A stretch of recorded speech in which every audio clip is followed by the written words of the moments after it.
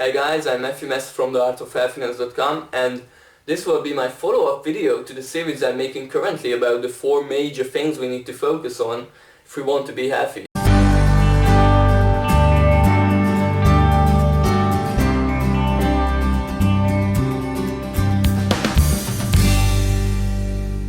So the topic today is movement, and without further ado, let's jump right in. Functioning. Every single one of us are capable of different functions and basic movements such as walking, pushing, pulling, throwing, jumping, all these things. We have to realize though that we cannot take even these for granted, because there are many people who are totally incapable of performing these very basic things.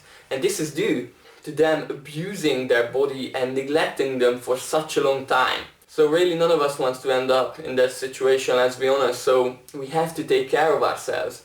All it requires is very basic movements every single day. At least 30 minutes of walking I highly recommend, because there are countless studies showing already the health and longevity benefits of such a short period of walking every day, preferably in a natural setting. Other than walking, I also recommend a really short stretching routine. You can look it up on YouTube, there are countless sources, there's really no excuse, it takes 5 to 10 minutes a day, so do it every single day. And this way you will maintain flexibility and maintain these very basic functions, especially as you age. The other thing I would like to talk about is circadian rhythm. Now, moderate intensity exercise really strongly promotes a daily circadian rhythm. These exercises include a bit more intense walking, slow running, cycling, swimming, any kind of sport that involves moderate intensity exercise. Why this is important is because it strongly promotes a daily circadian rhythm. We will get better sleep and we will get much healthier. Our body will be more in line with our basic biological clock. The third thing I would like to talk about is muscle mass. Now, muscle mass is really important for various reasons. First of all, muscle tissue is metabolically the most active tissue in our human body, and muscle tissue also burns fat at rest. So the more muscles someone have, the easier time they will have burning off the excess fat they have. Also aesthetics. Muscle is what gives the body definition and what makes it look good. So if you want to look good, you want to increase your confidence, you really need to increase your muscle mass. Now the best way to increase your muscle mass is, in my opinion, high intensity training. Now not just any training, but high intensity weight training or body weight training to a certain extent. The reason why I think weight training is the better option is because it's a lot easier to continuously increase the weights and therefore increase the stress you are putting on your muscles.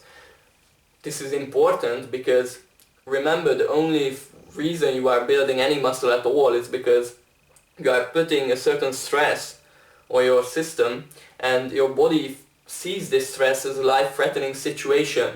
It really thinks that it needs to compensate and increase the muscle mass. So the idea is that the next time you will be in the same stressful situation, you will be more likely to handle it and to survive that situation. So our body doesn't really know if we are lifting weights or doing push-ups. It just recognizes the stimulus that we are putting on our body. A few things that are really important is the issue of volume, intensity and frequency. Now think of a sprinter and a marathon runner. The sprinter will have really high intensity, but he won't be performing that exercise for a long period of time, simply because he aren't able to. And a marathon runner, he won't have the same intensity as a sprinter. And the same goes for weight training.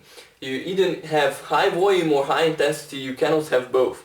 Because the more intensity you have, the more time your body will require to recover from a workout as well. So this is why, in my opinion, high intensity training is the most efficient and effective method, because you really save up a whole lot of time and you can achieve exactly the same, if not better, results. So how does an actual high intensity training program looks?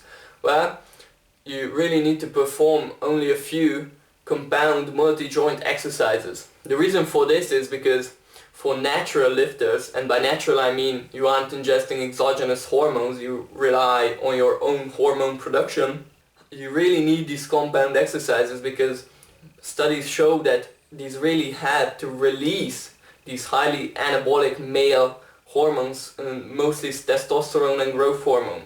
So if you aren't ingesting exogenous hormones, you must do these compound exercises, and they need to be the base for your strength training program. So how an actual training program looks: you really need to do an exercise that highly involves the leg. This can be squats or leg press. Deadlifts are one of the best exercises that pretty much involves the whole body. And also you should do one of each horizontal push, vertical push, horizontal pull, and vertical pull exercises. So let's say you have workout A and workout B. The first workout you will be doing squats, rows, chin-ups or pull-downs, chest press, and overhead press. So this will be one of the workout A, and on the next one you will do exactly the same thing and maybe switch squats for deadlifts as your first exercise. So it's really easy. It takes 30 minutes. If you are training twice a week, then 60 minutes. So this is my training philosophy and how I currently train. Since I was really sick and underweight, you can check out my progress. On average, I've been training once a week for 30 minutes at a time, and these are my results. Hopefully I can continue to progress this way and have even better results. So thanks for watching me today, and I hope you learned a few new things about movement and high intensity training, and what I really hope is that you will apply this knowledge and really improve your health and your quality of life. If you have any questions, please comment below. Please visit my website at theartofhealthiness.com, and see you all next time.